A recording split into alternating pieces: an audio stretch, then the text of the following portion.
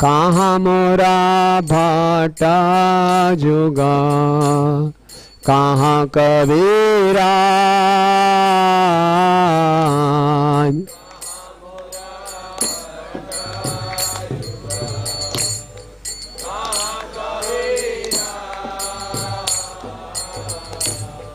एका काले को था गेला गोरा नटरा।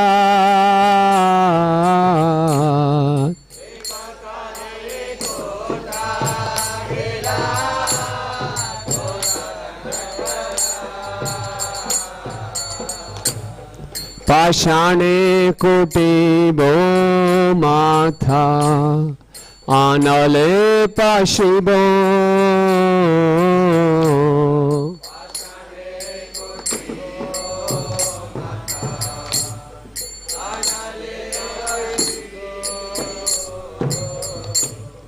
गौरांगा गुणेरा निधे, कोथा गेले पावो।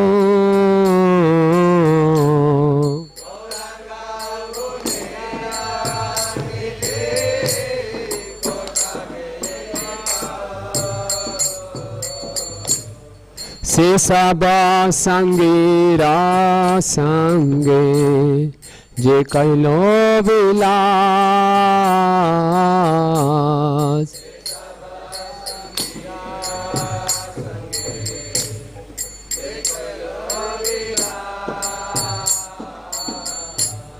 से संग न पाया कांदे नरोत्तम दास।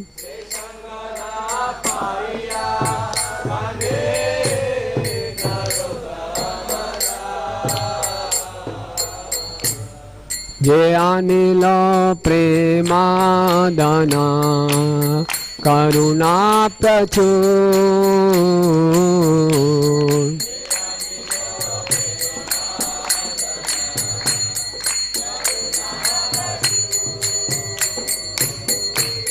हे ना प्रभु को था गेला आचार्य ठाकुर।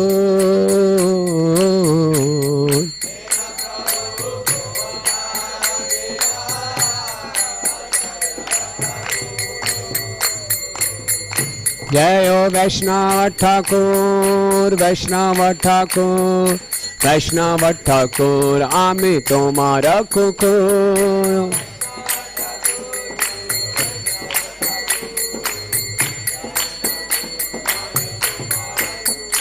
हरे कृष्णा कृष्णा कृष्णा हरे हरे, हरे रामा राम राम हरे हरे।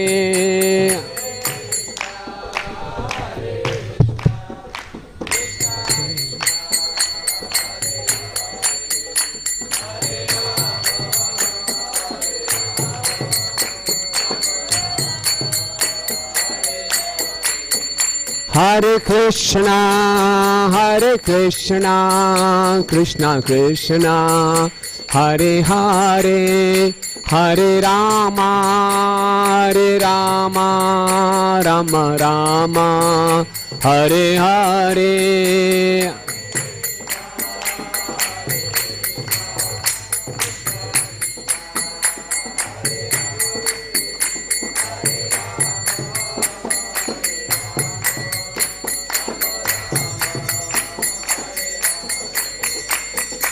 हरे कृष्णा कृष्णा कृष्णा हरे हरे, हरे राम राम राम हरे हरे।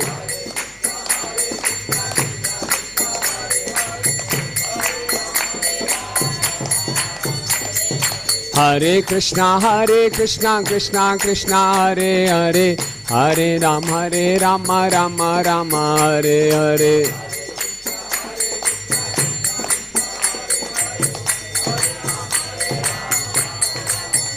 हरे Krishna Krishna Krishna Hare Hare, Hare Rama, Rama Rama, Hare Hare.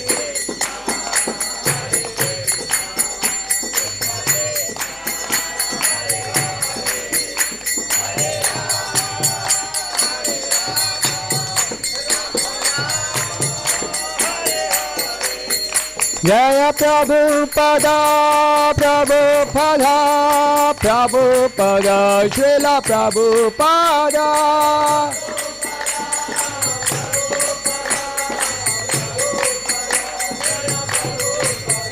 Nittai Gaur Hari Bol, Hari Bol, Hari Bol, Hari Bol.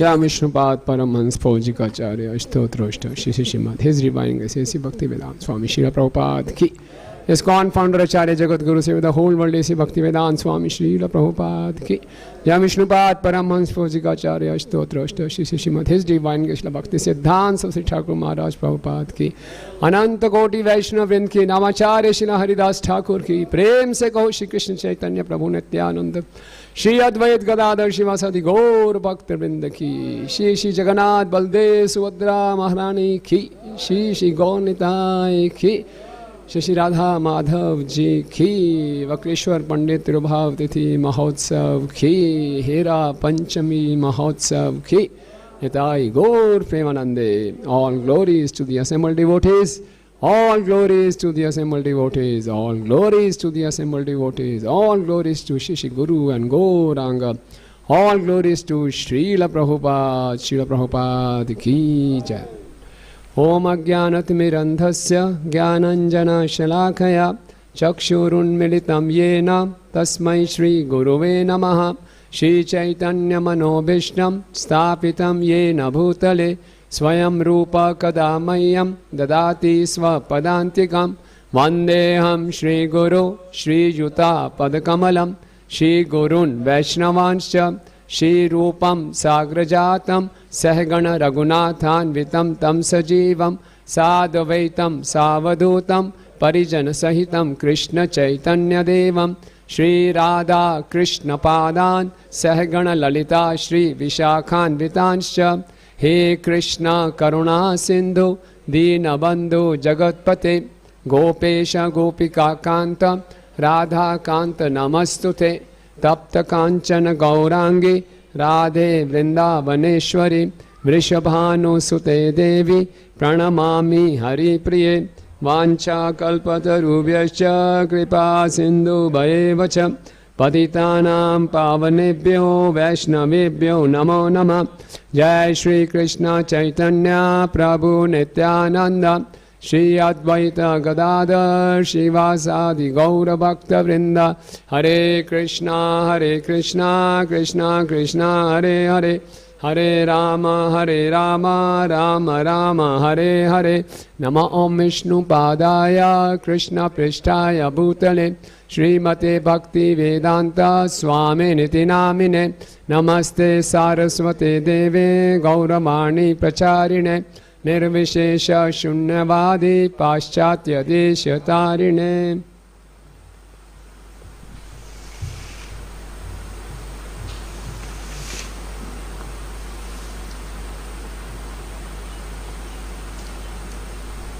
हरे कृष्णा। तो आप सब भक्तों का हार्दिक स्वागत है।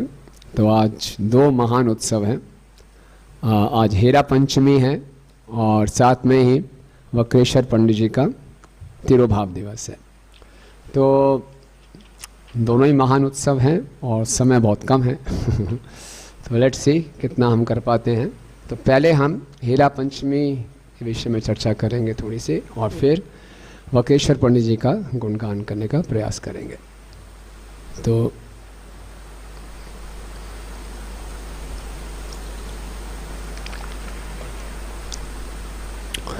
जय जय श्री चैतन्य जय नित्यानंद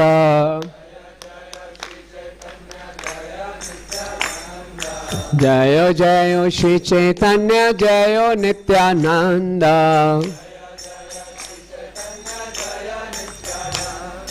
जय द्वैत चंद जय गौर भक्त वृंद।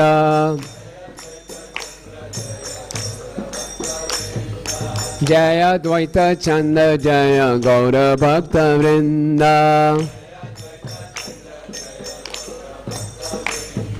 जय जय श्री चैतन्य जय नित्यानंद।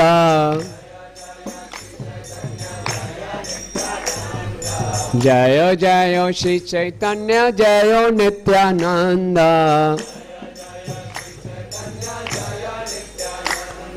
जय द्वैत चंद जय गौर भक्त वृंद।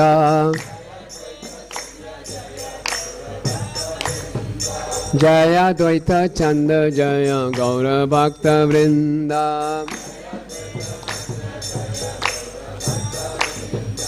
हेरा पंचा मेरा दिन आई ल जानिया।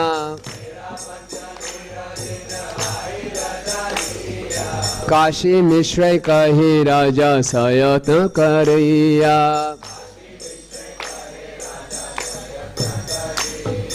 हेरा पंचा मेरा दिन आई ल जानिया।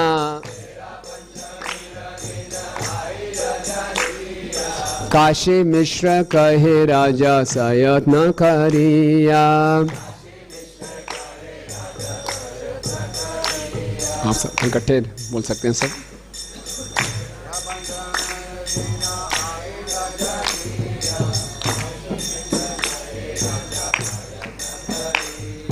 धन्यवाद धन्यवाद। बहुत से प्यार आएंगे। कोई will stop here. Thank you. नहीं तो समय बहुत निकल जाएगा। ओके, तो अनुवाद शिला प्रभुपाद जी के द्वारा। शिला प्रभुपाद की जय। यह जानकर कि हेरा पंचमी उत्सव आने वाला है, राजा प्रतापरुद्र ने काशी मिश्र से बड़ी सावधानी से बात की। राजा प्रतापरुद्र हैं, वैष्णव हैं और काशी मिश्र पूरे जगन्नाथ मंदिर के चीफ सुपरवाइज़र हैं। फेस्टिवल कल आ रहा है भाई, बड़े अटेंटिवली सावधानी से बात की। कल हमने फेस्टिवल सेलिब्रेट करना है। कल्य हेरा पंचमी हवे लक्ष्मी रवि जाया।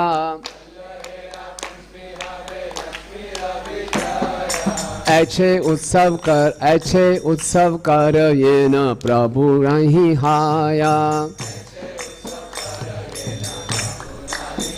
कल हेरा पंचमी या लक्ष्मी विजय उत्सव होगा। हेरा पंचमी को लक्ष्मी विजय उत्सव भी कहा जाता है। तुम इस उत्सव को इस तरह से मनाओ जैसा कि इससे पूर्व कभी ना मनाया गया हो। हरि तो ये स्पिरिट होने चाहिए उत्सव को मनाने की। यानी वो हो एक और फेस्टिवल आ गया। अभी कल ही तो गया था, कल चंडीगढ़ में, आज पंचकुला व्रत था। फिर इस बार तो पूरा हैट्रिक हो गया। 1 जुलाई को लुधियाना में, 2 जुलाई को चंडीगढ़ में, 3 जुलाई को पंचकुला में, और एक बार फिर एक और रथ यात्रा। अच्छा नहीं, जब भी उत्सव आए बहुत उत्साह से मनाना चाहिए, है ना। कि ऐसे मनाओ कि पिछले साल का रिकॉर्ड टूट जाए, है ना। ये होना चाहिए। तो आगे साथ में ही बोलेंगे। महोत्सव करते छ विशेष संभारा। साथ में ही बोले। देखी महाप्रभु के छे है चमत्कारा। साथ साथ नहीं बोलिए। हम राजा प्रतापरुद्र ने कहा तुम उस उत्सव को इतने शानदार ढंग से मनाओ कि इसे देखकर चैतन्य महाप्रभु पूरी तरह प्रसन्न और चकित हो जाएं। तो ये उद्देश्य है उत्सव मनाने का, महाप्रभु को प्रसन्न करना। श्रील भक्ति सिद्धांत स्वामी ठाकुर महाराज कहते हैं कि मंदिरों में प्रतिदिन उत्सव मनाया जाना चाहिए। Every day should be A festival. क्योंकि श्रील प्रभुपाद जी ने मंदिरों को क्या बोला है? वैकुंठ। और वैकुंठ है अखंड उत्सव, नॉन स्टॉप फेस्टिविटीज, डेली उत्सव। और इन उत्सवों को मनाने से क्या लाभ होता है? भक्ति सिद्धांत स्वामी ठाकुर महाराज कहते हैं जितने उत्साह से हम उत्सव मनाते हैं भगवान की प्रसन्नता के लिए, उतना हमारा सेवा की भावना विकसित होती है। उत्सव मनाने का एक तरीका, सबसे बड़ा लाभ है सर्विस एटीट्यूड बढ़ता है ना। तो इतने धूमधाम से मनाना है कि भगवान भी चकित हो जाएं, चमत्कार हो जाए, वाह क्या उत्सव मनाया गया है, राइट। तो यस, ठाकुरेर भंडारे यार आमार भंडारे, चित्र वस्त्र किंकणी आर छत्र चामरे। तो मेरे भंडार में, अर्श विग्रह के भंडार गृह में जितने भी कपड़े हैं, घंटियां हैं, छत्र हैं, चामर हैं, सबको ले लो। सभी प्रकार की झंडियाँ, झंडे, घंटे एकत्र करो और बहुत अच्छे ढंग से वाहन को सजाओ। विभिन्न संगीत नृत्य मंडलियों को उनके साथ कर दो। इस तरह वाहन को आकर्षक ढंग से सजाओ। और इस प्रकार से करके फिर आगे क्या बोले, 111 नंबर प्रेयर, विगुण करिया कर सब उपहार, रथ यात्रा हैते ऐछे है चमत्कार। और बात एक सुनो खास, प्रसाद की मात्रा रथ यात्रा फेस्टिवल से दुगनी होनी चाहिए। कितने लोगों का प्रसाद होना था हमारी रथ यात्रा में? मुझे बताया गया शाम को 6000 भक्तों ने प्रसाद पाया था। तो आज 12000 भक्तों के ऐसा उत्सव होना चाहिए कि रथ यात्रा को ही पीछे छोड़ दें। तो 12000 लोगों के लिए प्रसाद बनना चाहिए, ऐसा नहीं मतलब कि दुगना बनना चाहिए। प्रसाद इतनी मात्रा में बने कि रथ यात्रा उत्सव को भी मात दे दे। ओके, सेहत करया प्रभु लया भक्त गाना, स्वच्छंदया सैया जय छे करे न दर्शन। अब इतना सारा प्रसाद बनाओगे, इतनी भीड़ हो जाएगी। तो एक बात का ध्यान रखना, जो मोस्ट VIP हैं हमारे चैतन्य महाप्रभु और उनके पार्षदों को दर्शन में दिक्कत नहीं होनी चाहिए कि भीड़ भाड़ में महाप्रभु दर्शन नहीं कर पा रहे। तो ऐसा प्रबंध करना कि बिना कठिनाई के महाप्रभु स्वच्छंदता से दर्शन कर सके। तो देखिए फेस्टिवल कैसे ऑर्गेनाइज करना है ना, बहुत उत्साह से करना है, भगवान की प्रसन्नता के लिए करना है, कोई कंजूसी नहीं करनी, भगवान की प्रसन्नता के लिए हो रहा है। लेकिन एट द सेम टाइम जो मोस्ट इम्पॉर्टेंट व्यक्ति है उसके ही दर्शन में दिक्कत हुई, महाप्रभु भक्त के रूप में आए हैं तो उनको भगवान के दर्शन में कोई दिक्कत नहीं होनी चाहिए। तो महाप्रभु सुबह सुबह सब भक्तों को लेकर पहुंच गए जगन्नाथ जी के दर्शन के लिए गुंडीचा के पास। तब महाप्रभु ने अपने निजी संगियों को हेरा पंचमी देखने उत्सव के लिए बड़ी उत्सुकता के साथ पहुंचे। काशी मिश्र ने बड़े अच्छे ढंग से महाप्रभु के लिए स्पेशल सीट का अरेंजमेंट किया होगा। आप अभी भी गए होंगे जगन्नाथ रथ यात्रा में, तो स्पेशल सीट के लिए बहुत कुछ देना, कुछ पैसे देने पड़ते हैं, स्पेशल सीट मिल जाती है, वहाँ से दर्शन होते हैं। महाप्रभु के लिए विशेष प्रबंध किए गए। फिर महाप्रभु ने जब बैठ गए तो 116 नंबर प्रेयर पे आइए, रस विशेष प्रभु सुनिते मन हैला, ईशत हसिया प्रभु स्वरूपे पूछिला। बैठने के बाद श्री चैतन्य महाप्रभु की इच्छा एक विशेष भक्ति रस के बारे में सुनने की हुई, अतः वे मंद हंसते हुए स्वरूप दामोदर से पूछने लगे। उत्सव का तीसरा भाग क्या? उत्सव केवल देखना नहीं है, केवल सेलिब्रेशन ही नहीं है, उत्सव के असली ढंग का, असली महत्व को हम समझते हैं सुनकर। श्रवण बहुत इंपॉर्टेंट है नो। तो महाप्रभु तो अंतर्यामी हैं, सब कुछ जानते हैं, लेकिन मुस्कुराते हुए, मन मुस्कुराते हुए पूछ रहे हैं स्वरूप दामोदर से, स्वरूप दामोदर जो कि ललिता सखी के अवतार हैं, कि कुछ रस विशेष बताओ, इस उत्सव के पीछे क्या रस का रहस्य छिपा हुआ है, थोड़ा ये सुनाओ। उसको सुनेंगे तो उत्सव को देखने में और आनंद आएगा। भगवान का एक नाम श्रीमद् भागवत में बताया गया, श्रुत इक्षिता। भगवान के दर्शन हम करते हैं सुन के। इसी ढंग से भगवान के जो उत्सव हैं उनका महत्व भी हम जान सकते हैं सुन के। तो बताओ जरा, है ना। यद्यपि जगन्नाथ करें द्वारकाय विहार, सहज प्रकट करे परम उदार, तथापि वत्सर मध्य है एक बार, वृंदावन देखते तार उत्कंठा अपार। यद्यपि जगन्नाथ भगवान द्वारका धाम में अपनी लीलाएं करते हैं और वहाँ परम उदारता प्रकट करते हैं, फिर भी वर्ष में एक बार वो वृंदावन देखने के लिए अत्यधिक उत्कंठित होते हैं। जगन्नाथपुरी की तुलना द्वारका धाम से की गई है और जगन्नाथ जी वहाँ परम उदार हैं, फिर भी साल में एक बारी वृंदावन जाने की बहुत उत्कंठा होती है। जगन्नाथ धाम को नीलाचल कहा जाता है, गुंडीचा को सुंदराचल कहा जाता है। जगन्नाथपुरी श्री मंदिर है, उसको द्वारका माना जाता है और गुंडीचा को वृंदावन माना जाता है। तो ऐसी उत्कंठा है। और बाहर से तो भगवान बहाना करते हैं, जरा मेरे भाई बहन जाने रथ यात्रा में, उनके साथ थोड़ा घूमने जा रहा हूँ। भगवान पहले 15 दिन लक्ष्मी जी के साथ रहते हैं, पूरा उनको प्रसन्न करते हैं, है ना। इस संसार में भी देखते हैं कोई पत्नी अपनी पति से सबसे ज़्यादा क्या चाहती है? टाइम, क्वालिटी टाइम दे दो, है ना। पति देव कहते हैं तुम्हारे भी तो उतनी मेहनत कर रहा हूँ, ओवर टाइम कर रहा हूँ, डबल शिफ्ट कर रहा हूँ, क्या चाहिए, साड़ियाँ लो, ये लो, बोलो नहीं मुझे ये नहीं चाहिए, मुझे आपका क्या चाहिए, टाइम चाहिए। तो जगन्नाथ जी की जब प्रकट हुए थे जगन्नाथपुरी में, तो राजा इंद्रदुम्न ने उनसे 3 प्रार्थनाएं की थी। पहली प्रार्थना ये थी, मेरी कोई संतान ना हो। कोई संतान आ गई वो क्लेम करेगी मेरे पिताजी का मंदिर है, खानदानी मंदिर है हमारा, सबका जगन्नाथ जी का मंदिर है। दूसरा ये क्लेम किया था कि जगन्नाथ जी आपके हाथ हमेशा गीले रहें, प्रसाद खाओ फिर से प्रसाद आ जाए, प्रसाद खाओ फिर प्रसाद आ जाए, हमेशा प्रसाद पाते रहो, ये भी मान लिया। तीसरा कि आप ज़्यादा से ज़्यादा दर्शन दो। जगन्नाथ मंदिर में जगन्नाथ जी मुश्किल से 2 या 3 घंटे के लिए विश्राम करते हैं, रात के 2 बजे तक 3 बजे तक दर्शन होते रहते हैं। तो जगन्नाथ जी पूरे पतित पावन भक्तों के उद्धार के लिए लगे हुए हैं सबका। लक्ष्मी जी के लिए टाइम ही नहीं है, पब्लिक लाइफ है पूरी, कोई पर्सनल लाइफ नहीं, कोई प्राइवेट लाइफ नहीं। तो जगन्नाथ जी बोला ठीक है 15 दिन का हम कैंप करेंगे एक्सक्लूसिव टाइम, बहाना लगाएंगे क्वारंटीन हो रहे हैं कि भाई बीमार हो गए, बुखार हो गए, लेकिन केवल मैं और आप। लक्ष्मी जी बोला ठीक है, डीड डन। तो 15 दिन पूरा अनवसर लक्ष्मी जी के साथ एक्सक्लूसिव रहते हैं। तो लक्ष्मी जी को संतुष्ट कर लिया। फिर भगवान कहते हैं थोड़ी चतुराई से, थोड़ा अभी घूम के आता हूँ, 15 दिन हो गए अंदर, थोड़ा बलदेव जी भी जा रहे हैं, सुबह रथ पे आ रहा हूँ, कल ही आ जाऊँगा वापस। ठीक है, लक्ष्मी जी प्रसन्न है, बोले जाओ कोई बात नहीं। लेकिन भगवान असल में रथ क्या केवल बहाना लगा रहे हैं। रथ यात्रा के कई प्रयोजन हैं, कई गूढ़ रहस्य हैं। ऐसे लोगों को भी दर्शन देना जो कि मंदिर में प्रवेश नहीं कर सकते, और भी बहुत से गूढ़ रहस्य हैं। लेकिन भगवान का जो अंतरंग कारण है, मुझे जाना है वृंदावन।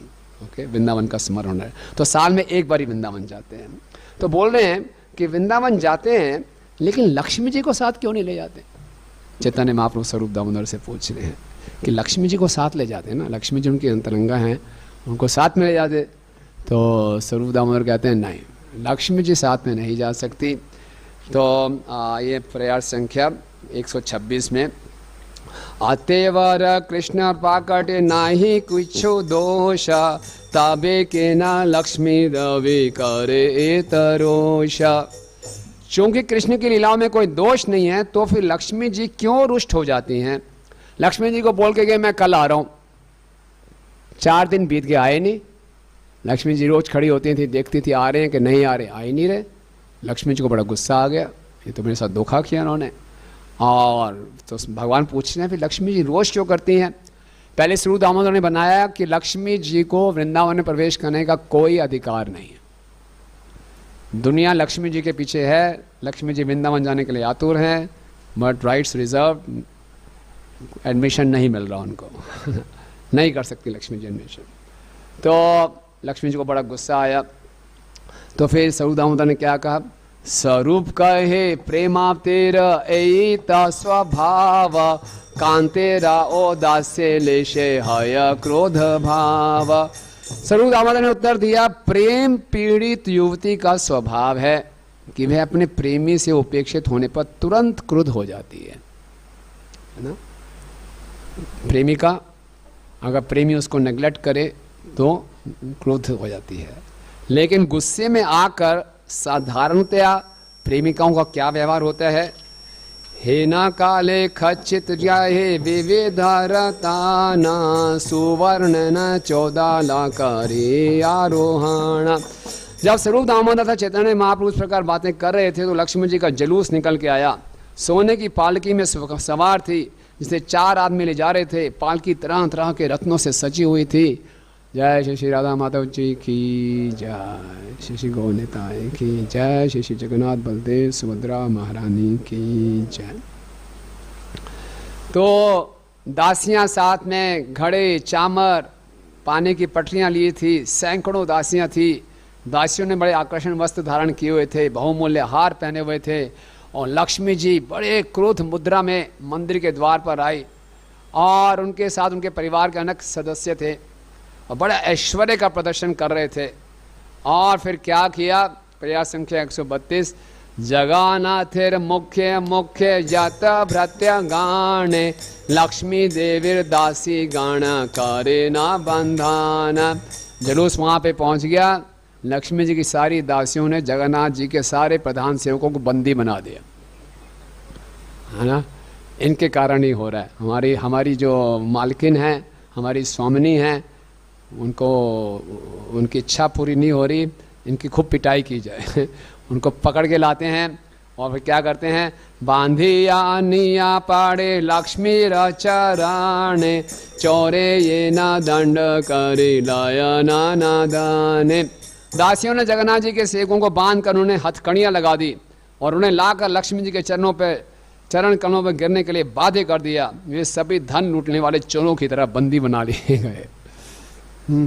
और फिर जब नौकर लक्ष्मी जी के चरणों पर गिरे तो लगभग अचेत हो गए, मूर्छित हो गए। उनको खूब डांटा गया, गालियां दी गई, उपहास किया गया, उनका मजाक उड़ाया गया, है ना। बड़े जगन्नाथ जी के सेवक बनते, खूब लताड़ा गया उनके। और जब ये सब देखा, लक्ष्मी संगे दासी गणे पागलाभ्य देखिया, हासे महाप्रभुर गण मुखे हस्त दिया। तो जब महाप्रभु के संगियों ने लक्ष्मी जी की दासियों को ऐसी घृष्टता देखी तो उन्हें अपने हाथों से अपने मुख को ढक लिया और वे हंसने लगे। ये वैष्णवों के हंसने का तरीका है ना। असुर लोग हंसते हैं, हा हा हा हा हा। टीवी सीरियल्स में देखते हैं ना, असुर जोर जोर से, जितना बड़ा असुर होता है जोर से ठहाका लगाते हैं, लेकिन वैष्णव गण हंसते हैं, मुख पे हाथ रखे ना। तो वैष्णव के जो देवी गुणों में गुण है लज्जा, है ना, थोड़ी सी लज्जा आती है। और देखकर उनको बड़ी वो लग रहा है कि जगन्नाथ जी के भक्तों की ऐसी विटाई हो रही है, बेचारों को चोर बना दिया गया, उनको सामने माफ़ी मांग रहे हैं, लताड़ा जा रहा है। तो उसके बाद फिर स्वरूप दामोदर बहुत गहराई की बातें करते हैं कि बोले कि ऐसा अहंकार मैंने कहीं नहीं देखा। मैंने द्वारका में सत्यभामा जी का अहंकार देखा है, वृंदावन में राधा रानी गोपियों के अहंकार के बारे में सुना है, लेकिन लक्ष्मी जी का अहंकार है बड़ा स्पेशल है। क्या स्पेशल है? कई तो अहंकार होता है कि जो प्रेमिका रूठी होती हैं तो अपना सारा श्रृंगार उतार के एकदम साधारण कपड़े डाल के बैठ जाती हैं, जैसे कि कई ने किया था दशरथ के सामने, कूप भवन में चले गई। गोपियाँ भी कई बार ऐसा करती हैं। या फिर कुछ होती हैं कि ठीक है, नाराज़ होकर पृथ्वी पे कुछ पैर से निशान बनाती हैं, लेकिन लक्ष्मी जी अपने अहंकार में अपना ऐश्वर्य दिखा रही हैं, इतना ऐश्वर्य दिखा रही हैं। तो ये तो बड़ी विशेष बात है। लेकिन महाप्रभु इससे और संतुष्ट नहीं होते, और गहराई से बताओ, और गहराई से। तो आप ये पढ़ सकते हैं और गहराई में, मध्य लीला 14वां अध्याय है, ये पर्याय संख्या 137 से आगे ऐसे ऐसे बताएंगे कि कैसे कैसे भगवान के श्रृंगार रस में जो प्रेमिकाएं हैं भगवान के प्रति कैसे अपना मान प्रकट करती हैं। ठीक है, तो ये हेरा पंचमी उत्सव है। हेरा का मतलब देखना, पंचमी का मतलब 5वां दिन। तो लक्ष्मी जी देखने आई थी कि मेरे स्वामी कहाँ चले गए। ठीक है, हेरा पंचमी महोत्सव की जय। तो आज फिर बहुत महान आचार्य मकरेश्वर पंडित जी का तिरोभाव दिवस है। तो मकरेश्वर पंडित जी देखिए, जो महान वैष्णव हैं उनका आविर्भाव और तिरोभाव दोनों ही महोत्सव हैं। तिरोभाव यानी कि संसार से वो चले गए। एक साधारण व्यक्ति जब संसार से जाता है तो उसकी सालाना बरसी मनाई जाती है, शोक किया जाता है, दुख प्रकट किया जाता है। लेकिन वैष्णवों का तिरोभाव उत्सव मनाया जाता है। क्यों ये उत्सव है? क्योंकि वो भगवान के धाम में उनके नित्य लीला में प्रवेश कर गए। लेकिन साथ ही साथ दुख भी होता है कि हमें उनका संग प्राप्त नहीं हो रहा। लेकिन क्यों मनाना चाहिए? 500 साल के बाद भी हम मकरेश्वर पंडित जी का तिरोभाव उत्सव मना रहे हैं। 500 साल पहले वो गए भगवान के धाम वापस, अभी तक हम उसको मना रहे हैं। ऐसे वैष्णव आचार्यों के तिरोभाव आविर्भाव उत्सव हम मनाते हैं। क्या उद्देश्य है बताना चाहेगा? क्यों मनाना चाहिए उत्सव को?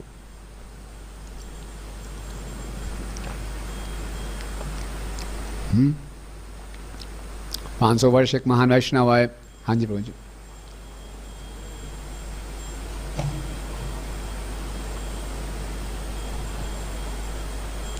जब हम वैष्णव के फेस्टिवल मनाते हैं तो उनकी अपार कृपा प्राप्त होती है, जिसके कारण हम भक्ति में बहुत ज़्यादा प्रमोशन होता है। हाँ, धन्यवाद प्रभु जी, उनकी कृपा प्राप्त होती है। यस शरद प्रकाश प्रभु, यस वेरी गुड। भगवान बहुत प्रसन्न होते हैं। भगवान जब अपने भक्तों के गुणगान सुनते हैं तो बहुत प्रसन्न होते हैं, हमारा शुद्धिकरण होता है। वैष्णव चरित्र अति पवित्र, और वैष्णव के चरित्र को चर्चा करके हम शुद्ध भक्ति के सिद्धांतों को सीख सकते हैं। अन्यथा शुद्ध भक्ति के सिद्धांत केवल थ्योरेटिकल लगते हैं, उनकी प्रैक्टिकल लाइफ से देखते हैं, हमें प्रेरणा मिलती है, हमें आदेश मिलते हैं। और सबसे मुख्य कारण है कि जब वैष्णव ठाकुर के हम आविर्भाव तीर्थोत्सव मनाते हैं तो बहुत सुंदर अवसर है अपनी कृतज्ञता प्रकट करने का, है ना, ग्रेटिट्यूड। पूर्ववर्ती आचार्यों के साथ भी हमारा व्यक्तिगत संबंध है। ये पूर्ववर्ती जो आचार्य हैं समय और स्थान की परिधि से परे हैं, बियॉन्ड स्पेस एंड टाइम। हमारी जो भक्ति चल रही है वर्तमान आचार्य और पूर्ववर्ती आचार्यों की कृपा से चल रही है ना। और ये पूर्ववर्ती आचार्य जो हैं हमारे वर्तमान गुरुजनों से ज़्यादा कृपालु होते हैं ना। एक बार प्रभुपाद जी के एक भक्त थे, कार्तिक प्रभु जी के शिष्य थे। प्रभुपाद ने उनको बोला हलवा बना के लाओ। उन्होंने रोज़ तो सूजी का हलवा बनाता हूँ, आज कुछ घी का हलवा बना देता हूँ। लेकर गए, बड़ी मेहनत से घी का हलवा बनाया। बोले ये क्या है? बोले घी का। ले जाओ, हलवा मीन्स सूजी हलवा, टेक इट बैक। बेचारे बड़े उदास हुए, बहुत उदास हुए। इतनी मेहनत की मैंने सोचा प्रभुपाद को प्रसन्न करूँगा, प्रभुपाद को गुस्सा आ गया, बड़े उदास हुए और बैठ के आ गए भक्ति सिद्धांत सूरी ठाकुर महाराज जी के सामने बैठ गए कि क्या है, मैं इतना प्रयास किया और प्रभुपाद नाराज़ हो गए। कुछ देर के बाद बोले कार्तिक वापस आओ, क्या हलवा बनाया था लाओ, और प्रभुपाद पूरा हलवा खा गए। तो उनको रियलाइजेशन थी कि प्रभुपाद से ज़्यादा कृपालु मेरे दादा गुरु हैं भक्ति सिद्धांत सूरी ठाकुर महाराज। तो हमारा संबंध है पूर्ववर्ती आचार्यों के साथ और हमें आज के दिन कृतज्ञता प्रकट करनी चाहिए। किसी के प्रति हम कृतज्ञता कब प्रकट करते हैं?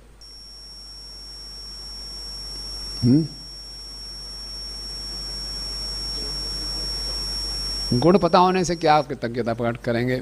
किसी के अंदर बहुत गुण है, ठीक है जी, आप हैं, अच्छे गुण रखते हैं, तो क्या कृतज्ञता है? मेरे पे कुछ उपकार करता है, मुझसे कुछ प्राप्त हुआ ना। आप किसी से एक थोड़े के लिए एक पेन भी लेते हो, थोड़े करके थैंक यू प्रभु, शुक्रिया, धन्यवाद, आपने थोड़ी सी चीज़ के लिए हम धन्यवाद बोलते हैं। तो वक्रेश्वर पंडित जी ने हमें ऐसा क्या दिया कि हम उनके प्रति कृतज्ञ हो जाए? नहीं तो क्या होता है, वैष्णव ठाकुर के आते हैं आविर्भाव तीर्थोत्सव, कुछ गुणगान सुना, हरी बोल जाए, चलो कृपा मिल गई है। कुछ पर्सनली महसूस करना चाहिए कि ऐसा क्या किया उन्होंने कि मैं हृदय से उनके प्रति कृतज्ञता प्रकट करूं। वैष्णव ठाकुर हमें क्या देते हैं, सोचना चाहिए ना, क्या दिया?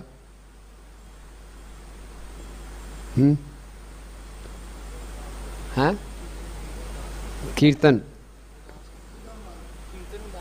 में डांस करते थे तो मुझे ठीक है, वो तो 72 घंटे उन्होंने डांस किया, अच्छी बात है, प्रेरणा दे दी, और इसके लिए कृतज्ञता है। और ये हैं और वैष्णव ठाकुर हैं, उनके आविर्भाव तीर्थोत्सव मनाते हैं। क्या मिलता है उनसे कि हम उनके प्रति कृतज्ञता हृदय से प्रकट करें? जब तक क्योंकि भक्ति का औपचारिक रूप से कर दिया तिरुभाव तिथि महोत्सव की जय, खत्म हो गई बात। लेकिन हमारी क्या कृतज्ञता है ना? तो छोटी सी चीज़ के लिए संसार में हम लोगों के प्रति कृतज्ञता प्रकट करते हैं। जो वैष्णव ठाकुर हैं, जे अनिलो प्रेम धन करुणा प्रचुर, ये हमारे लिए प्रेम धन लेकर आए हैं। महाप्रभु अपने पार्षदों के साथ प्रकट हुए, प्रेम धन लेकर आए हैं। Most rare commodity, most rare and most wanted commodity. संसार में हर किसी को प्रेम चाहिए, हर कोई प्रेम का भूखा है, और सबसे कम सप्लाई संसार में प्रेम की है ना। हर किसी को नहीं मिलता यहां प्रेम जिंदगी में ना। और कोई बोलता है पल भर के लिए कोई प्यार करे, झूठा ही सही। फेसबुक पे कोई बोलता है आई लव यू, खुश हो जाता है व्यक्ति। वर्चुअल प्रेम तो है कोई, इतने धोखे हो रहे हैं आजकल फेसबुक में, लव के उसमें चक्कर में। लगता है कोई तो मेरा फ्रेंड है, कोई गर्लफ्रेंड है, कोई बॉयफ्रेंड है, लव है मेरा, कुछ तो है। प्रेम की इतनी भूख है कि नकली माल भी चल रहा है खूब। ऐसे अभी कोरोना में क्राइसिस हुआ था ऑक्सीजन का, है ना, 15-15 हज़ार का सिलेंडर बिक रहा है। लोगों को इमरजेंसी है, ऑक्सीजन नहीं है, वो खोला, खत्म, है ही नहीं उसमें ऑक्सीजन। नकली माल हाई रेट पे, ये आजकल इस संसार में चल रहा है प्रेम के नाम पे। तो जो वैष्णव ठाकुर हैं असली माल और बहुत ही चीप रेट पे दे रहे हैं। रियलाइज करें, जिस प्रेम को लक्ष्मी जी को नहीं मिल रहा, वृंदावन में एंट्रेंस लक्ष्मी जी को नहीं मिल रही, ब्रह्मा जी के लिए दुर्लभ है, शिव जी के लिए दुर्लभ है, नारद जी के लिए दुर्लभ है, वो इस संसार के कलयुग के पतित जीवों के लिए इजीली अवेलेबल है। हरे कृष्णा कृष्णा कृष्णा हरे हरे, हरे राम राम राम हरे। गोलोक है प्रेम धन हरिनाम संकीर्तन। गोलोक से अवतरित हुआ है, ये प्रेम धन है। ये प्रेम धन पाके ही हम सुखी रह सकते हैं। हाँ हाँ प्रभु नित्यानंद प्रेमानंद सुखी, कृपावलोकन करो आमी बड़ो दुखी। इस संसार में जड़ आनंद होगा, ऐश्वर्य का आनंद होगा, सुविधाओं का आनंद होगा, कोई सुख नहीं है। जब तक प्रेम का नहीं होगा आनंद नहीं आएगा। तभी हम क्या बोलते हैं, निताई गौर प्रेमानंद। कुछ नहीं बोलते, निताई गौर ब्रह्मानंद नहीं बोलते, निताई गौर और कार आनंद, स्मार्टफोन आनंद नहीं, प्रेमानंद। प्रेम आनंद केवल असली प्रेम से मिलेगा। नकली प्रेम में शुरू में कुछ लगेगा, हाँ कुछ प्रेम मिल रहा है, लेकिन सब उड़ जाएगा, धोखा, फ्रस्ट्रेशन। तो इतनी रेयर कमोडिटी, असली चीज गोलोक से, जो कि लक्ष्मी जी को भी प्राप्त नहीं हो रही, व्रज का प्रेम, वो महाप्रभु देने आए हैं। अनार्पित चिरम चिरात करुणे अवतीर्ण कलो समर्पियतम उन्नत अज्वल रसम स्वभक्तिम श्रीयाम। अपनी प्रेमा भक्ति भगवान देने खुद आए हैं। ये इस कलयुग की विशेषता है। कई बारी हमें जो चीज़ आसानी से मिल जाती है उसकी हम कदर नहीं करते, है ना। तो आज का दिन याद करना चाहिए कि महाप्रभु के मुख्य पार्षदों में एक वक्रेश्वर पंडित जी भी थे, जो अपने साथ ये प्रेम धन लेकर आए। और हमें आज वक्रेश्वर पंडित से प्रार्थना करना चाहिए कि हम इस प्रेम धन के महत्व को समझें और इसको सही ढंग से हम रिसीव करें। अगर कोई हमें बहुत बड़ा गिफ्ट दे और हम उसको ऐसे ही फेंक दें, इसका मतलब क्या है, हमने उसकी वैल्यू नहीं की, ना उस गिफ्ट की वैल्यू की, ना उस व्यक्ति की वैल्यू की, है ना। परम पूजनीय गोपाल कृष्ण स्वामी महाराज, अभी तक उनकी जो जप माला है वही माला है जो प्रभुपाद जी ने उनको दीक्षा में दी थी 1968। अभी तक वही माला चल रही है। और किसी भक्त की माला खोलती है तो महाराज अपनी माला दिखाती है, मैं ये प्रभुपाद की माला है, 50 साल पुराने से भी ज़्यादा। आपके भी 1 साल भी नहीं हुआ, 2 बार आपने माला खो दी। उनको प्रभुपाद जी ने घड़ी दी थी, अभी तक वही घड़ी यूज़ करते हैं, वो चाबी वाली घड़ी।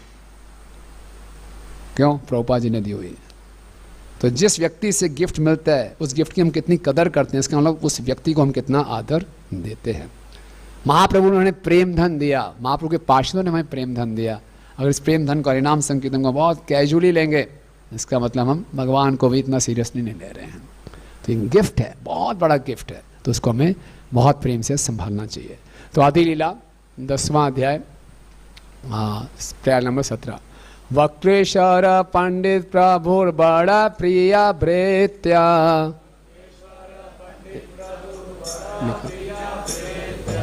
एक भावे 26 प्रहर जार नृतया। पढ़िए, अनुवाद पढ़िए प्लीज, अनुवाद पढ़िए, जोर से पढ़िए। अत्यंत प्रिय सेवक थे। वे 72 घंटे तक लगातार भाव विभोर होकर नृत्य कर रह सकते थे। Yes, next. अपने महाप्रभु गाये यन्यत काले,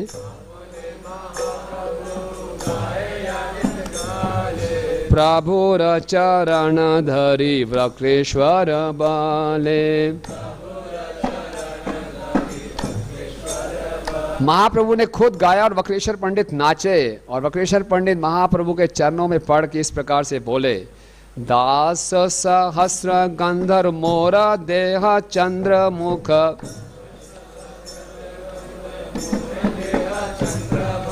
तार गाए मोई नाचे तबे मोर सुखा। वो चंद्रमुख, मुझे आप 10,000 गंधर्व दे दीजिए और उनको गाने दीजिए और मैं नाचूंगा, तब मुझे आनंद आएगा। गंधर्व लोग प्रसिद्ध है गाने के लिए। बोले ये लोग गा नहीं पा रहे अभी। एक व्यक्ति थक जाता है, 10,000 गंधर्व आए और गाएं, प्रभु बोले तुम्हें मोर पक्ष एक शाखा,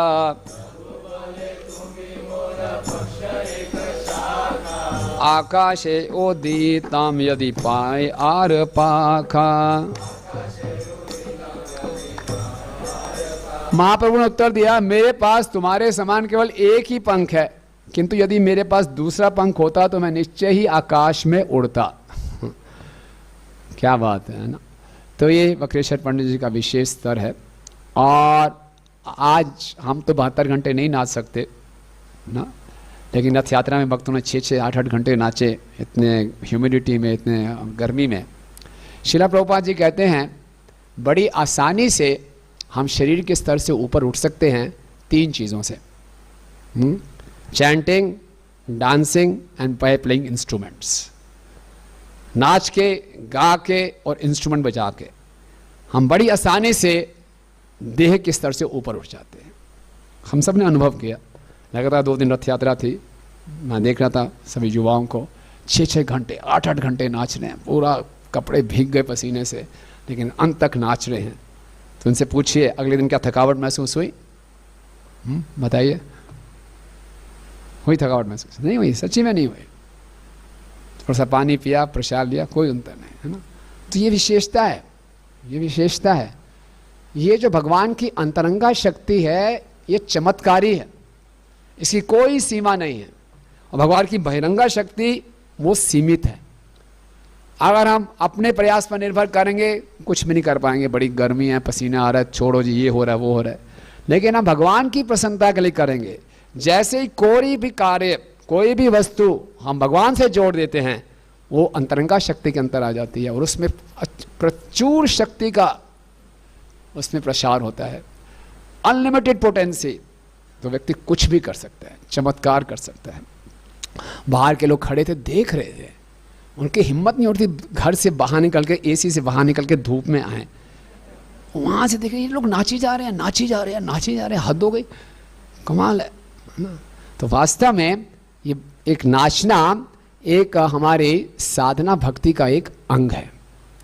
रूप गोस्वामी जी ने साधना भक्ति के 64 अंग बताए हैं, उसमें अर्च विग्रह के सामने नाचना, संकीर्तन में नाचना एक मुख्य अंग है। संकीर्तन बिना नृत्य के ऐसे है जैसे केक बनाया आपने, उसमें चीनी डालना भूल गए, हाँ ना। हमारे जब कोरोना टाइम में बाहर से भक्त सेवक आने रहे थे, तो हमारे कुछ भक्त खुद ही डीटी किचन में कुकिंग कर रहे थे। तो एक भक्त ने क्या बनाया था ध्यान नहीं आ रहा, हलवा। हलवे में शायद वो भूरा डालने की जगह नमक डाल दिया था। मीठे की जगह नमक डाल दिया। भगवान को भोग लगा, यार हलवा लाओ यार बढ़िया से, ये क्या नमकीन एकदम। तो संकीर्तन बिना नृत्य के ऐसा होगा। सबसे चीज जो आकर्षक करती है किसी बाहर के व्यक्ति को भी, नृत्य, कि भक्त लोग ऐसा कैसे नाच रहे हैं। आत्मा का स्वरूप है नाचना भगवान के सामने, ये हमारा कॉन्स्टिट्यूशनल पोजीशन है, और उसमें जो आनंद है और कहीं नहीं है। और हम लोग कितने सौभाग्यशाली हैं, राइट फ्रॉम द मॉर्निंग 4:30 बजे हमें नाचने का अवसर मिल जाता है। नाचो 4:30 बजे, सुबह से लेकर शाम तक नाचने के कितने अवसर है हमारे पास। तो इस संसार में जो साधारण व्यक्ति भक्ति में नहीं है, उसको बेचारे को नाचने के लिए बहाने ढूंढने पड़ते हैं, और नाचने से पहले उसको बहुत कुछ अंदर डालना पड़ता है, अपने आप को भूलना पड़ता है। जब तक हम देहात्म चेतना में रहेंगे हम नहीं नाच सकते। तो उस व्यक्ति को भी नाचना है तो अपने आप को भूलना पड़ेगा, सारे गमों को, दुखों को, बॉस की डांट को, पत्नी से लड़ाई को, ये हो गया वो गया, सब भूल गए, फिर मैं नाचूंगा। ओ तेरी, और नाचेगा, फिर बाद में खुद भी दुखी होता है, दूसरों को भी दुखी करता है। लेकिन भक्ति में भी अगर हम हैं और कीर्तन में नहीं नाच पा रहे, तो भक्ति सिद्धांत स्वामी ठाकुर जी बोलते हैं इसका मतलब उपाधियों के बोझों में दबे हुए हैं। यार मैं कैसे नाचूं, यार मैं ये हूँ, मैं वो हूँ, क्या इसका हाथ कैसे पकड़ूं, ये तो मेरी फैक्ट्री का नौकर है, मैं जनरल मैनेजर हूँ, ये है वो है। ऐसे नहीं। जब उपाधियों के बोझे में दब जाते हैं तो हम फ्रीली नहीं नाच सकते। तो नाचते हुए केवल ये याद रखना है कि मैं जगन्नाथ जी की प्रसन्नता के लिए, गौरनिताई की प्रसन्नता के लिए नाच रहा हूँ, ये मेरा वास्तविक स्वरूप है। और फिर देखिए असीमित शक्ति प्राप्त होती है। तो अभी हम इस स्तर पे नहीं आए हैं लेकिन साधना भक्ति means devotional service in practice, इसकी प्रैक्टिस करनी है। रोज जरूर नाचें, अगर मंदिर में नहीं आते घर में है नाचें, भगवान के सामने नाचें। परम पूज्य लोकनाथ स्वामी महाराज बताते हैं कि वो कैसे भक्ति में प्रवेश किए थे। 1972 में क्रॉस मैदान में बॉम्बे में बहुत बड़ा फेस्टिवल हुआ था, तो उन्होंने देखा विदेशी भक्त नाच रहे हैं खूब, तो बड़ा अच्छा लगा। तो लोकनाथ स्वामी महाराज गांव से बॉम्बे में आए थे पढ़ाई करने के लिए, तो क्या करते थे, कमरा बंद करके नकल मारते थे, भक्तों की तरह खूब नाचते थे। उनको इतना आकर्षक किया नाचने ने, तो उसके बाद फिर वो फुल टाइम उन्होंने ज्वाइन किया, है ना। तो इसीलिए नाचना एक भक्ति का एक महत्वपूर्ण अंग है और ज़रूर नाचना चाहिए, है ना। द्वारका महात्म्य में बताया गया है, NOT में प्रभुपाद इसको कोट करते हैं कि अगर हम नाचते हैं भगवान के सामने तो हमारे हजारों पिछले जीवन के पाप नष्ट हो जाते हैं, है ना। जब नाचते हो हम ताली बजाते हैं, हरे कृष्णा कृष्णा कृष्णा हरे हरे, हरे रामा राम राम हरे हरे। तो ताली बजाने से क्या होता है, इस शरीर रूपी वृक्ष में पाप रूपी जो पक्षी हैं उड़ के भाग जाते हैं, है ना। इतनी शक्ति है। और नाचते नाचते भक्त अगर ऊपर की दिशा में देखते हैं, पद्म पुराण में वर्णन आता है, तो ऊपर के लोकों में जितना अमंगल है वो हर लिया जाता है, दूर हो जाता है। और नाचते हुए भक्त अगर चारों तरफ देखेगा तो सब जगह शुभ ही शुभ हो जाएगा। ये महत्व है। तो इसीलिए हमें अपने आप को बहुत सौभाग्यशाली मानना चाहिए। और प्रभुपाद जी बहुत एनकरेज करते थे भक्तों को नाचने के लिए। और नाचते हुए ये नहीं देखना कि मैं सीनियर हूँ, मैं जूनियर हूँ, मैं इतना पुराना, मैं इतना नहीं। आपको मालूम है संकीर्तन पार्टी बनाई गई, 7 संकीर्तन पार्टीज बनाई थी चैतन्य महाप्रभु ने रथ यात्रा में। और इन 7 संकीर्तन पार्टी में लीड सिंगर थे, लीड डांसर थे। और जारे जितने लीड डांसर थे सब बड़े वृद्ध व्यक्ति थे। एक पार्टी के लीड डांसर थे अद्वैताचार्य जी। कितनी उम्र होगी उस समय उनकी, कम से कम 75 साल। 24 साल की उम्र तो महाप्रभु ने संन्यास लिया, रथ यात्रा में गए, फिर तो 50 साल पहले थे। एक के पार्टी के लीडर थे हरिदास ठाकुर, वो भी उसी उम्र के थे। एक के थे श्रीवास ठाकुर, वो भी लगभग 70 साल से ऊपर। और एक पार्टी के लीडर थे वक्रेश्वर पंडित। तो आजकल तो हम जवानी में ही बुढ़ापे का स्वाद लेते हैं, है ना। कोई ना कोई हमें तकलीफ रहती है, लेकिन जितना हमें शरीर अलाउ करे उतना हमें नाचना चाहिए। नहीं भी कर सकते, पैरों में दिक्कत, पीठ में दिक्कत, कुछ भी है, ताली बजा सकते हैं, कुछ हिल सकते हैं। भगवान के सामने खंबे की तरह खड़ा नहीं रहना, हिलना डुलना चाहिए, ताली बजानी चाहिए, खुशी प्रकट करनी चाहिए। अगर नाच सकते हैं तो जरूर नाचना चाहिए। गोपी भाव प्रभु आप जानते हैं ईस्ट ऑफ कैलाश में हैं और हरिनाम के प्रति बहुत रुचि है। जितने भी संकीर्तन निकलते हैं कंटिन्यूसली वो नाचते हैं, 8-8 घंटे नाचते हैं वो। तो ऐसे नाचते नाचते उनके कुछ पैर में दिक्कत हो गई, डॉक्टर के पास गए। डॉक्टर ने बोला भैया नाचना बंद करना पड़ेगा, आप कभी नहीं नाच सकते आप। बड़ा दुख हुआ उनको, ये काफ़ी साल पहले की बात है। गौ निताई के अल्टर के सामने गए, भगवान ये क्या हो रहा है, मैं एक ही चीज़ कर सकता हूँ, कीर्तन में नाच सकता हूँ, वो भी नहीं नाचूंगा, कुछ बताओ क्या करूँ। बड़े रो रहे थे भगवान के सामने, आज आखिरी दिन है, बस आपके सामने नाच रहा हूँ, देखता हूँ जो होगा। नाचना शुरू किया। भगवान ने उनको अंदर से ऐसी इंस्पिरेशन दी कि यार तुम नाचते हुए केवल पंजों पे नाचो यार, ना पूरा पैर मत रखो, पंजों पे नाच के देखो। तो पंजों पे नाचना शुरू किया उन्होंने, नाचते रहे, कोई तकलीफ ही नहीं। बोले तब से अभी तक नाच रहा हूँ, कोई दिक्कत ही नहीं है ना। ये है, ये बहुत दिव्य है, बहुत दिव्य है। इसीलिए शिला प्रभुपाद बहुत एनकरेज करते थे। 1973 में रथ यात्रा थी लंदन में, प्रभुपाद रथ से नीचे आ गए और प्रभुपाद ने कूदना शुरू कर दिया। भक्त लोग हैरान हो गए, Prabhupada is jumping, Prabhupada is jumping. और प्रभुपाद नाच रहे हैं, 5 मील का रास्ता था, प्रभुपाद नाचते जा रहे हैं। और जब प्रभुपाद नाचते नाचते मुड़ते थे, रथ की तरफ देखते थे, नाचते थे, रथ रुक जाता था। पुलिस कहती थी ट्रैफिक जैम हो गया। पुलिस भक्तों को बोलती बोलो स्वामी जी को बोलो आगे बढ़े, ट्रैफिक जैम हो रहा है। बोला अच्छा अभी जाके बोलते हैं। नहीं, किसकी हिम्मत होगी जाके बोले, वो भी हाथ में जाके नाचना शुरू कर दिया। तो प्रभुपाद उस समय 77 ईयर्स के थे और खूब नाच रहे थे, है ना। और एक बारी ऐसे कीर्तन हो रहा था, तो देखे एक भक्त भार्गव प्रभु अपना रियलाइजेशन बता रहे हैं कि मैं डिप्रेशन में चला जाता था। वो बोल रहे मेरी नेचर थी, बार बार मैं डिप्रेशन में चला जाता था। कुछ मंदिर में हो गया, किसी भक्त से अनबन हो गई, ये हो गया वो हो गया, मैं चला गया डिप्रेशन में। प्रभुपाद ने दूर से देखा 150 भक्त नाच रहे हैं, वो कोने में खड़ा है चुपचाप। प्रभुपाद ने उसको बुलाया, आओ। नहीं आया, भक्त भी बुला, पकड़ के लाओ, पकड़ के लाए, उसको नचाया, बोले मेरा सारा डिप्रेशन चला गया। ये आप प्रैक्टिकली कर लेना।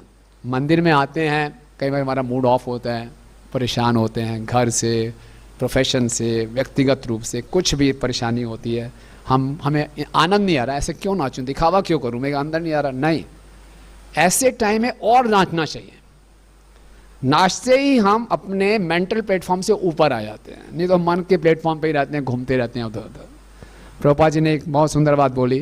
प्रभुपाद ने बोला, हाँ, this chanting and dancing in the association of devotees is very powerful. भक्तों के संग में नाचना गाना बहुत शक्तिशाली है। Even if the association becomes intolerable, कई बार भक्तों का संग असहनीय हो जाता है। नहीं प्रभु जी, मैं इनके साथ नाचूं, असहनीय हो जाता है। तो प्रभुपाद कह रहे हैं, you must tolerate, that's how important it is, tolerate the intolerable.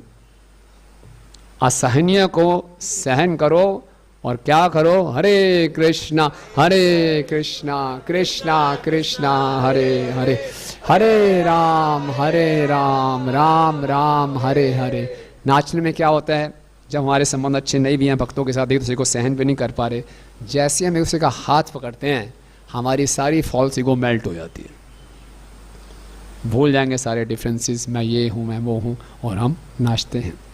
तो इस प्रकार से वक्रेश्वर पंडित जी 72 घंटे नाचे। और वक्रेश्वर पंडित जी का एक बार और जगह वर्णन आता है, देवानंद पंडित के उद्धार में इनका महान विशेष योगदान था।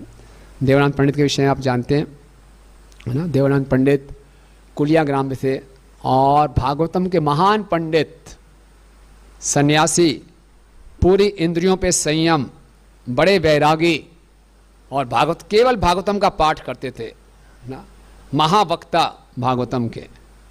लेकिन दिक्कत क्या थी कि उनको भगवान से कोई प्रेम नहीं था, निर्विशेषवादी थे, भागवतम के बड़े महावक्ता थे। और महाप्रभु को जब मालूम चला तो महाप्रभु एक बार गए, उसकी भागवतम फाड़ने लग गए, और इसको पता ही नहीं भागवतम अमृत है, ये भागवतम का गलत मतलब निकालता है। तो श्रीवास ठाकुर ने बड़ी मुश्किल से रोका, महाप्रभु ऐसा मत करो।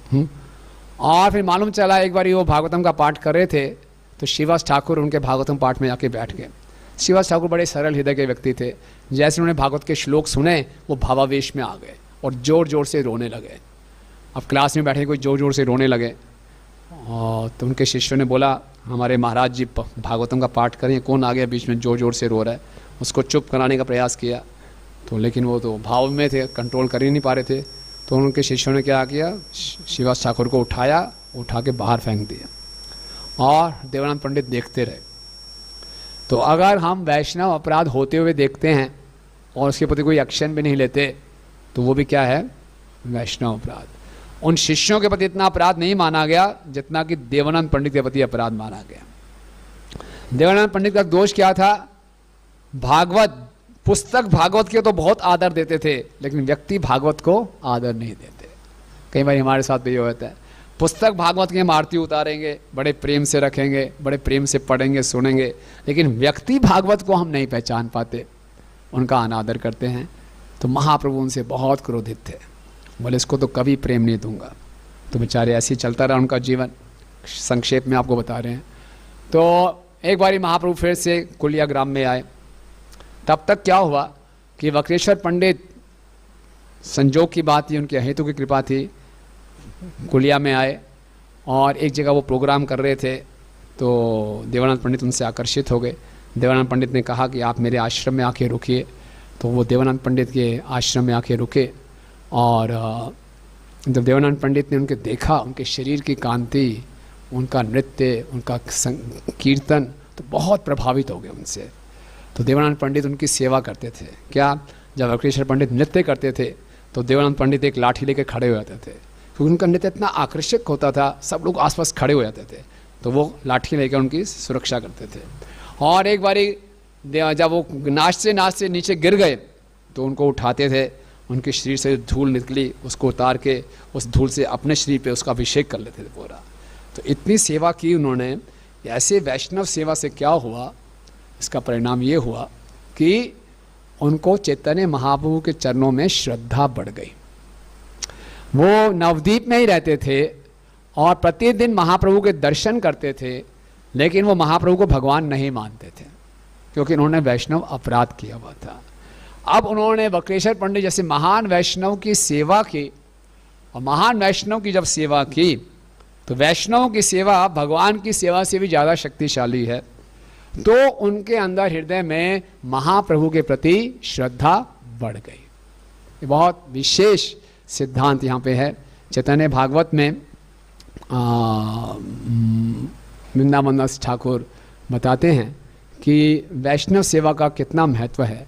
वैष्णव सेवार फल कहे ये पुराने, तार साक्षी यही सब देख विद्यमाने। और ये बोले वैष्णव पुराण में बताया गया है कि कितना महत्वपूर्ण है भक्तों की सेवा करना। आप सबने दक्षिण भारत में वो कथा सुनी होगी वरदराज जी की, है ना। कांचीपुर भगवान के बहुत बड़े भक्त थे। कांचीपुर 60 किलोमीटर दूर से भगवान के लिए जल लेके आया करते थे और पर्सनल वरदराज जी की सेवा करते थे, उनको चामर करते थे। और उनको वरदराज जी से इतना प्रेम था, वरदराज जी से वो पर्सनली बातें करते थे, कैसे हो, क्या है, सब ठीक चल रहा है, ऐसे बातें करते थे। तो सारे गांव को मालूम था कि कांचीपुर इतने महान भक्त हैं कि वरदराज जी पर्सनली बातें करते हैं। वरदराज मतलब जो सबकी इच्छाएं पूरी कर देते हैं। तो एक ब्राह्मण ने बोला, भैया आप तो रोज़ ही बात होती है आपकी भगवान से, आप सोचे ऐसा कोई व्यक्ति मिल जाए जो राधा माधव से रोज़ बातचीत करता हो। तो बोलेंगे यार जरा पूछना मेरे बारे में कि मेरा क्या चांस है, वापस जाऊंगा वैकुंठ के नहीं जाऊंगा। बोले ठीक है पूछ लूँगा, मेरा तो रोज़ बातचीत होती है। चामर करते करते बोल रहे भगवान, वो ब्राह्मण है ना, बोला वो ये नाम वहाँ रहते हैं, हाँ।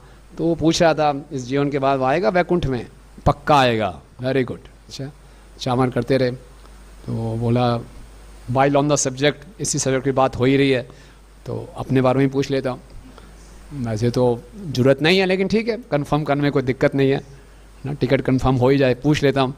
और बाई चांस प्रभु मेरा भी होगा ये, तो वरदाज कोई उत्तर ही नहीं दे रहे, चुप एकदम। उस ब्राह्मण के बारे में बोला तुरंत यस, मेरे बारे में उत्तर ही नहीं है ना, वो चामर किए जा रहे हैं, क्या चक्कर के, भगवान मेरा बताइए ज़रा। फिर से चुप, और एंग्जाइटी बढ़ गई। तो फिर भगवान ने बोला कांचीपुर तुम्हारा कोई चांस नहीं है, मेरा कोई चांस नहीं है। रोज़ 60 किलोमीटर दूर से आता हूँ, पानी लेके आता हूँ, आपकी इतनी सेवा करता हूँ, आपसे बातचीत करता हूँ, नहीं जाऊँगा। बोले नहीं। बोले क्या दोष है? बोले तुमने मेरी सेवा की है, किसी वैष्णव की सेवा नहीं की। ठीक है प्रभु, आंखें खोल दी आपने मेरी अब मैं वैष्णव सेवा करने का प्रयास करूँगा। और बेचारे कांचीपुर जहाँ में आते थे सेवा करने के लिए, सब बोलते नहीं नहीं आपको कैसे सेवा करने थे, इतने महान भक्त, आप तो भगवान से बातचीत करते हैं, आप कैसे सेवा करेंगे। तो उनको वेश बदलना पड़ा और एक गोष्ठीपुर के यहाँ जाके गौशाला में बड़ी मीनियल सेवा की, है ना। तो ये हमने महत्व को जानना है। वक्रेश्वर पंडित जी आपने सिखा रहे हैं उस लीला से कि देवानंद पंडित जो इतने बड़े अपराधी थे, वो भगवान के चरणों में उनकी श्रद्धा नहीं थी। तो हमारी श्रद्धा निर्भर करती है वैष्णवों की कृपा के ऊपर। ऊपरी रूप से हो सकता है हम बहुत भागवतम का पाठ कर रहे हों, सब कुछ कर रहे हों, लेकिन भक्ति हृदय का विषय है। कितना हम हृदय से भगवान के प्रति समर्पित हैं, कितना हम अपने कार्यों में भगवान की प्रसन्नता को, भगवान की प्रसन्नता के लिए कर रहे हैं, ये श्रद्धा है। तो ये श्रद्धा तुम्हें कृपा करी श्रद्धा बिंदु दिया, देह कृष्ण नामाधाने, ओहे वैष्णव ठाकुर दयार सागर, एदा से करुणा करी। ये वैष्णव की बहुत बड़ी कृपा है कि हमारे हृदय में ये अलौकिक श्रद्धा की एक बूंद भी आ जाए। उस अलौकिक श्रद्धा की ये एक बूंद ही प्रेम का बीज है। और ये प्राप्त हुआ वक्रेश्वर पंडित से देवानंद पंडित को। और चैतन्य महाप्रभु ने खूब गुणगान किया वक्रेश्वर पंडित जी का। बोले वक्रेश्वर पंडित के हृदय में स्वयं कृष्ण नाचते हैं। जब कृष्ण नाचते हैं तो वक्रेश्वर पंडित नाचते हैं, और जहाँ वक्रेश्वर पंडित रहते हैं वो स्थान वैकुंठ बन जाता है। तो ये बहुत सुंदर गुणगान है। ये आप चैतन्य भागवत के अंत्य खंड के 3 अध्याय में भी इसका बहुत विस्तार में वर्णन है। समय कम था तो मैं इसको पूरा नहीं बताया। तो इस प्रकार से आज वक्रेश्वर पंडित जी के एक और योगदान है, लास्ट में बता देते हैं। चैतन्य महाप्रभु ने स्वरूप दामोदर जी को बोला कि आप रास उपासना के विषय में लिखें, कि प्रेम कैसे प्राप्त किया जाता है इसके विषय में लिखें। तो स्वरूप दामोदर ने रास उपासना के 2 तरीके बताए, एक अंतःपथ, एक बाह्यपथ। अंतःपथ है जो एसोटेरिक है, हम श्रवण कीर्तन करते हैं और उससे हमारा नित्य सिद्ध कृष्ण प्रेम साधे कबोनाए श्रवण आदि शुद्ध चित्ते करे उदय, ये अंतःपथ है। एक बाहिर पथ है, बाहिर पथ में मनन किया जाता है, मानसी सेवा की जाती है और फिर अपने स्वरूप को विकसित किया जाता है। तो रघुनाथ दास ठाकुर, स्वरूप दामोदर के अंदर रघुनाथ दास गोस्वामी थे, रघुनाथ दास गोस्वामी ने अंतःपथ के विषय में बताया और वक्रेश्वर पंडित ने बाह्य पथ के विषय में बताया। वक्रेश्वर पंडित जी के शिष्य थे गोपाल गुरु जी के शिष्य थे ध्यानचंद्र गोस्वामी, और ध्यानचंद्र गोस्वामी ने फिर स्मरण पद्धति बताई गई है, उसके हिसाब से कुछ लोग कुछ गौड़िया वैष्णव बाह्य पथ का पालन करते हैं, और लेकिन हम लोग जो है रघुनाथ दास गोस्वामी जी की लाइन में हम लोग अंतः पथ का पालन करते हैं। ठीक है। वक्रेश्वर पंडित तिरुभाव महोत्सव की, हीरा पंचमी महोत्सव की, जगत गुरु श्रील प्रभुपाद की, निताई गौर प्रेमानंदे। किसी कोई प्रश्न है या टिप्पणी है तो पूछ सकते हैं। एनी क्वेश्चंस और कमेंट्स?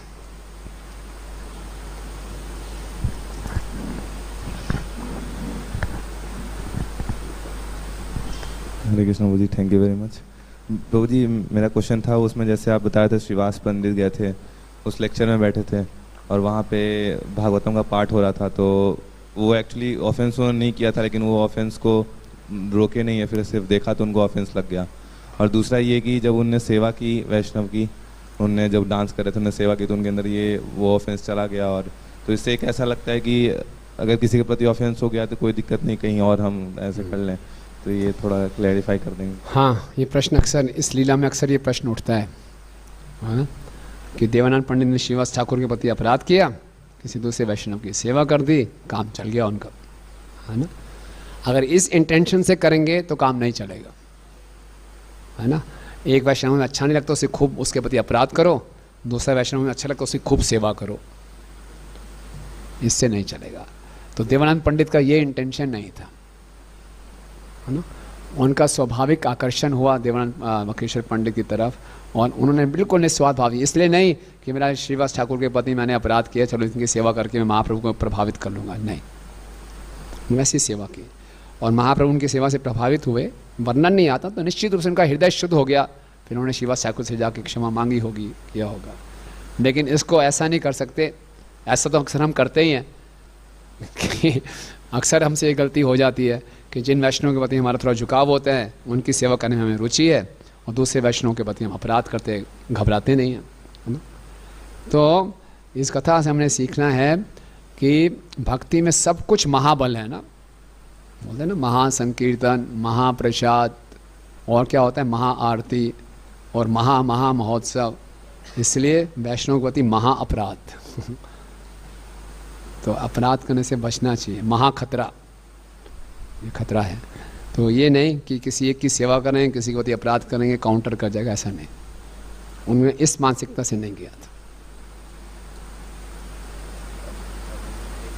था। और था उसमें जैसे मैंने वो थे कि उन्होंने देखा, तो ऐसा भी मैंने लेक्चर में सुना है कि वो एक्चुअली उनके शिष्यगण थे, उनको मना भी कर सकते थे, एक्चुअली मैनेजरियल पोस्ट पे हैं, तो उनके अंडर में ऐसे हो गया ये चीज़, तो फिर उनको ऑफेंस लग गया। एग्जैक्टली। तो कई बार ऐसा होता है कि जैसे कि कोई कर रहा है, वो कुछ गलती कर दे रहा है, और वो कहीं हम उसको रोक सकते थे, या फिर हमारा अथॉरिटी है कि हम उसको यहाँ पे मना कर सकते, तो ऑफेंस इसमें तो अगर हमारे प्रभाव में है कि हम अपराध होते हुए रोक सकते हैं, फिर भी हम नहीं रोक रहे, तो हमें अपराध लगेगा। इसलिए अगर हम कोई ऐसा लीडरशिप का रोल प्ले कर रहे हैं तो बहुत क्रिटिकल है, नॉट सो इजी, क्रिटिकल। ठीक है। yes.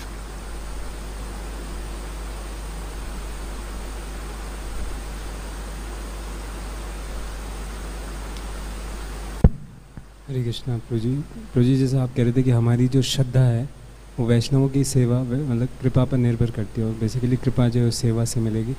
तो हम मतलब इस सेवा भाव को कैसे बना के रख सकते हैं, पूरे दिन भर कैसे इस चेतना में रह सकते हैं, दूसरा की सेवा करते भी हैं तो उसको कैसे सेवा की क्वालिटी को इम्प्रूव करने पे वो करें, कैसे बढ़ा सकते हैं सेवा की क्वालिटी? कैसे सेवा की क्वालिटी इंप्रूव करें, कैसे सेवा का भाव बनाए रखें। सो डिवोशनल सर्विस इज प्रैक्टिकल, सेवा कर करके सब कुछ होगा, है ना। सेवा करेंगे, वैष्णवों से फीडबैक मिलेगा, ये जो फीडबैक है बहुत बड़ी कृपा है, उसी से सेवा इंप्रूव होगी। हम सेवा करें लेकिन फीडबैक रिसीव करने में दिक्कत हो तो क्वालिटी कैसे इंप्रूव होगी, है ना। इसलिए वैष्णव सेवा डीटी सेवा से ज़्यादा कठिन है। डीटी में कुछ गलती भी कर दो, हमारे वक्त में हलवे में नमक डाल दिया, भगवान से कोई रिस्पांस नहीं आया भक्तों से तुरंत रिस्पांस आ गया, है ना। और रिस्पांस मिल जाए, ऐसा नेगेटिव फीडबैक मिल जाए तो सहन नहीं होता। तो सेवा की क्वालिटी इंप्रूव होगी, हम फीडबैक लेने के लिए तैयार हों, पूछें मेरी सेवा में कोई कमी तो नहीं है, बताइए। तो ये ईगरनेस होनी चाहिए, तब जाके सेवा इंप्रूव होगी, है ना। दुख तो होता है, फीडबैक लेना आसान नहीं है, लेकिन अपने आप को इतना मजबूत बनाना है कि फीडबैक ले सकें, अपने आप को इम्प्रूव कर सकें, तो सेवा की क्वालिटी इंप्रूव होगी। और कैसे ये भाव बना रहे, प्रैक्टिकली सेवा भी करें और साथ साथ में श्रवण कीर्तन भी करें। कुछ भक्त होते हैं, प्रभु जी रात के 2 बजे बुला लो, सेवा के लिए तैयार हूँ, नहीं क्लास में मत बुलाना, क्लास नहीं सुनी जाती, आप जहाँ कहोगे खड़ा हो जाऊंगा, हिलूंगा नहीं जब तक आप नहीं कहेंगे। नहीं, बिना श्रवण के सही ढंग से हम सेवा नहीं कर सकते। तो नियमित रूप से श्रवण करें, भक्तों के महत्व को समझें, उत्सव के महत्व को समझें और फिर सेवा करते रहें। और सेवा करते उसकी क्वालिटी को इम्प्रूव करने की जो स्किल्स सीखने, स्किल्स भी सीखें, अपने अंदर कुछ गुणों को विकसित करना वो भी जाने की, जो फीडबैक मिल रहा है उसको रिसीव करें, भगवान से प्रार्थनाएं करते रहें, बढ़े, है ना। ये एक कंटिन्यूस प्रोसेस है, ठीक है। यहाँ पर जी प्रश्न था कि हम ग्रेटफुल कोई अगर है आचार्यों के लिए तो उसके क्या सिम्टम्स हैं और क्या प्रिवेंटिव मेजर्स ले कि वो फैमिलियरिटी ना आए, मतलब समय के साथ। ग्रेटफुल होने के क्या सिम्टम्स हैं, है ना। तो अपने हृदय में ही देख सकते हैं कि जो भी हमारे को कुछ अचीवमेंट्स हो रही हैं उसके लिए हम हृदय से कितना धन्यवाद दे रहे हैं प्रभुपाद जी को, गुरु को, वैष्णव आचार्यों को, है ना। जब शास्त्रों को पढ़ते हैं तो किस भाव से पढ़ते हैं, प्रभुपाद जी को धन्यवाद देते हुए कि आपने इतना मेहनत की हमारे लिए, लिखा ये सब, है ना। तो इस मूड में अगर हम हैं, रिसीवर मूड में हैं कि मुझे कृपा मिल रही है और मैं धन्यवाद दे रहा हूँ, ये हम देख सकते हैं। लेकिन अगर हमारे अंदर एक अचीवर का मूड है, यस आई डिड इट, ये किया मैंने, बहुत अच्छा लेक्चर दिया है मैंने, बहुत अच्छा प्रचार किया मैंने, ये किया, और बस कहने के लिए बस कृपा से है, नहीं, तो फिर इसका मतलब ग्रेटिट्यूड नहीं है। और कैसे फेमिलियर ना हो, अगर इस अचीवर मोड में रहेंगे तो फेमिलियर हो जाएंगे, हमेशा ये रहेंगे कि मैं कंप्लीटली कृपा पर निर्भर हूँ, तो हमारा प्रेम, हमारी कृतज्ञता और बढ़ती जाएगी, है ना। इसलिए वंदे मोई सावधान मते, सावधान रहना चाहिए, है ना। यस माता जी।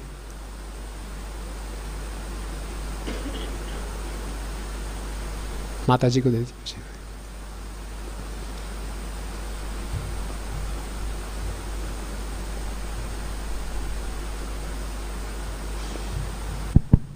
हरे कृष्ण प्रभु जी, दंडवत प्रणाम। प्रभु जी, अभी आप महा आरती के बारे में बोल रहे थे, तो इसके रिगार्डिंग ये जगन्नाथ उत्सव में थोड़ा सा अगर मैं कुछ तो शेयर करना था। तो ये जो महाआरती हम करते हैं तो हम लोग जो दे सकते हैं वो तो ठीक है। जो नॉर्मल भक्त बहुत आए थे जो कह रहे थे कि हम आरती नहीं कर सकते, ये वाली इतने पैसे देने पड़ेंगे, तो प्रभु जी उसका क्या उपाय है? देखना, आरती होते हुए भी आप देख रहे हैं तो आपको उतना ही फल मिल रहा है जितना आरती करने का है, कोई दिक्कत नहीं। खुश होना चाहिए कि ये भक्त आरती कर रहे हैं, वेरी गुड, और भगवान की आरती हो रही है उनकी प्रसन्नता के लिए। कोई आरती करता है, कोई उसी आरती में नाचना भी ज़रूरी है, गाना भी ज़रूरी है, तो मैं ये रोल प्ले कर लूँगा। नहीं प्रभु जी, जो हम डिवोटीज हम तो ये समझ रहे, जो नए भक्त आते हैं जो अभी मतलब फर्स्ट टाइम आ रहे हैं उसी दिन, हाँ। तो उनको कैसे समझाया जाए, मतलब वो काफ़ी हताश हो जाते हैं इस कि हम कैसे करें, हमारा बड़ा मन है आरती करने का। हाँ, तो आरती करने का मन है तो थोड़ा सा डोनेशन दे दीजिए। हर एक फेस्टिवल करने के लिए पैसा चाहिए, मनी पावर चाहिए, मैन पावर चाहिए जितने बड़े स्केल पे फेस्टिवल करना है। तो उसमें क्या दिक्कत क्या है? आपका धन शुद्धि तो हो रहा है, दे दीजिए अगर आपकी इतनी इच्छा है। नहीं भी है तब भी कोई दिक्कत नहीं है, आप देखिए और नृत्य कीजिए, आनंद लीजिए, तब भी कोई दिक्कत नहीं है। तो एजुकेट करना पड़ेगा। लोग ऐसे बोलते हैं नहीं पैसे वालों की बात नहीं है ये कुछ सुविधा है। अगर हम ऐसे ओपन कर दें 6000 भक्त हैं, सबको आरती करना था आगे नहीं बढ़ेगा। ये सब आरती कर रहे हैं, मैं भी करूँगा, मैं भी पूरा दिन इसी में लग जाएगा, कैसे होगा फिर आप बताइए?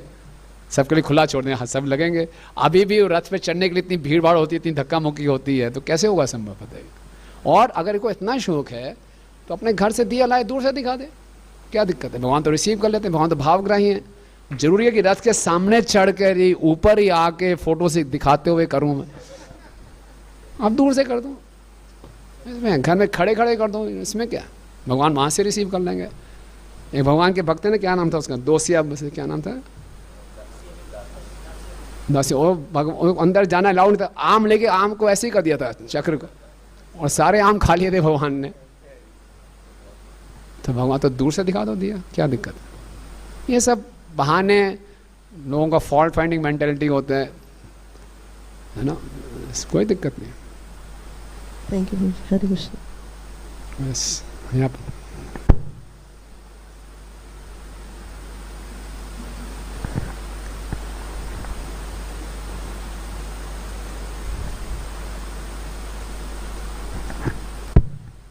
थैंक यू जी।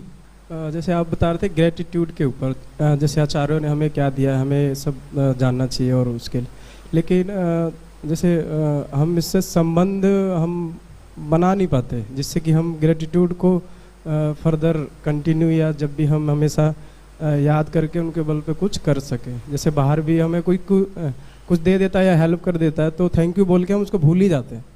या जैसे आप कहते कि महातिरोभाव की जय हरि बोल हो गया, वो तो संबंध है नहीं वो कहीं, तो इसीलिए ये सब चीज़ें दिखता है। तो संबंध स्थापना मतलब कैसे हो, मतलब ताकि ये चीज़ें रहें आगे तक? यस प्रभु जी, बहुत अच्छा ईमानदारी वाला प्रश्न है। काम हुआ, रात गई, बात गई, ख़त्म, काम हो गया, हमारा काम हो गया, हम भूल जाते हैं, है ना। तो ये एक कृतज्ञ व्यक्ति के लक्षण हैं। और शंकराचार्य जी बताते हैं कृतज्ञ व्यक्ति से ज़्यादा अशुभ कोई नहीं हो सकता, उसका दर्शन करना। और इस कलयुग में यूज़ एंड थ्रो की आदत पड़ी हुई है हमें, है ना। हम हर चीज़ को इस्तेमाल करते हैं यूज़ एंड थ्रो, इंस्टेंट चाहिए, है ना। सबको स्मार्टफोन यूज़ एंड थ्रो किया सब कुछ। तो ये कल्चर ऐसा आ गया हमारे अंदर की, ऐसी प्रवृत्ति बन गई है कि हर चीज़ को हम यूज़ एंड थ्रो करते हैं। वैष्णव के साथ भी जो संबंध है, काम हो गया, ख़त्म, थैंक यू, आगे बढ़ो। तो ये पूरा प्रशिक्षण ही ऐसा हो रहा है, एक संस्कृति ऐसे विकृति हो गई है, संस्कृति नहीं रही।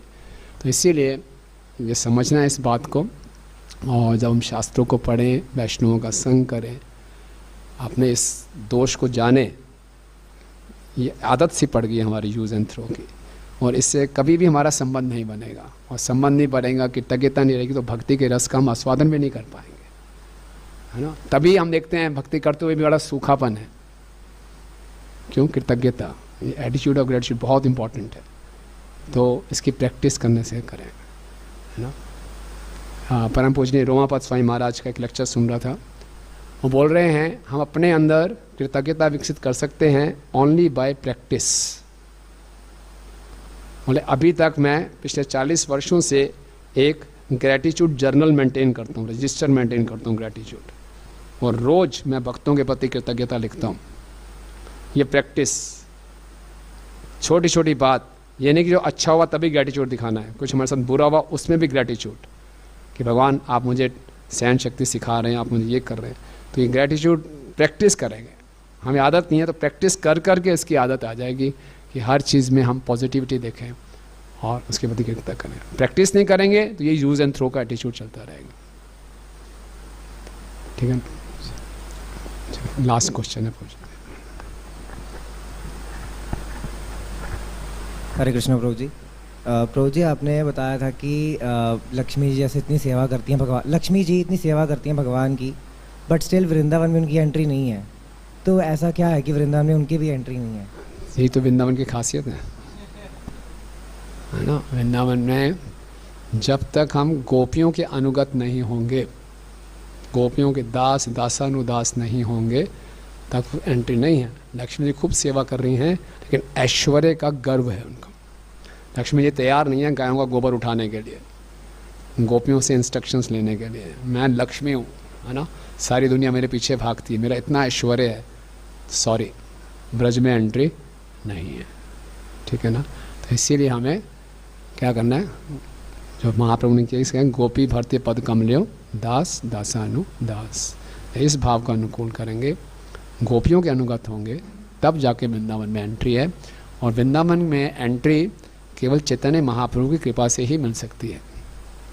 और महाप्रभु ब्रह्मा जी के एक दिन में एक बार ही आते हैं, 860 करोड़ साल में एक दिन आते हैं, एक बार। और उसमें गोलोक वृंदावन के द्वार केवल 10,000 वर्षों तक खुले होते हैं।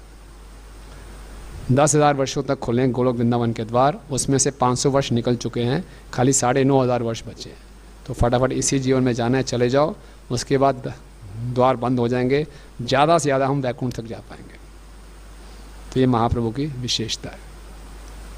राइट, ठीक है, धन्यवाद आप सब भक्तों का, बहुत धन्यवाद। ग्रंथ श्रीमद् भागवतम की, चैतन्य चरितामृत की, वक्रेश्वर पंडित जी की, लक्ष्मी जी की, हीरा पंचमी उत्सव की, जगन्नाथ बलदेव सुभद्रा महारानी की, हिताई गौर प्रेमानंदे। रुक्मिणी कृष्ण प्रभु जी की जय। प्रभु जी का धन्यवाद करेंगे इतने सुंदर तरीके से हेरा पंचमी के विषय में, वक्रेश्वर प्रभु जी के जीवन से इतनी beautiful past times and teachings, specially dancing का क्या महत्व है और ग्रेटिट्यूड के ऊपर इतना अच्छा बताया। प्रभु जी का धन्यवाद करता है। हरे कृष्णा कृष्णा कृष्णा हरे हरे, हरे राम राम राम हरे हरे। कल सुबह की भी कथा प्रभु जी लेंगे, तो आप सब उसमें गा सकते हैं।